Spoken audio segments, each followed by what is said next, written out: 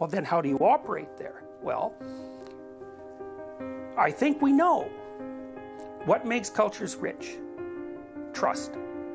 What makes trust possible? Honesty. You know, you want natural resources?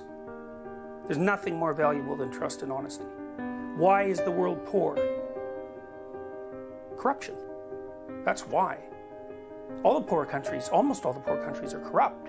Part of the reason they're poor is because they're corrupt.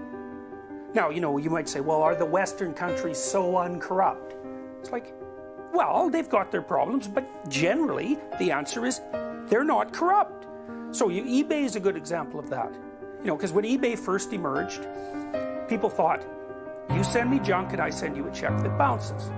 So that's the end of eBay, right?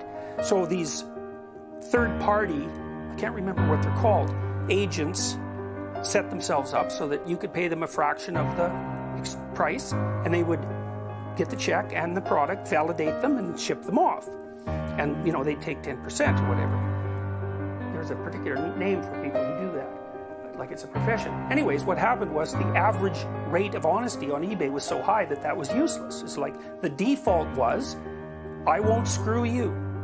And that was between strangers who had never met, and even more weirdly, were never going to engage in another transaction. So what that meant was that eBay all of a sudden became insanely valuable because people would trade property. Now, reputation markers soon evolved. But and I do believe that in the West, the default is, you won't screw me. Now, and that means that I can trust your persona. If the default is, you will screw me, then I'm a barrel of snakes and you're a barrel of snakes, and we will never get anywhere. Exactly.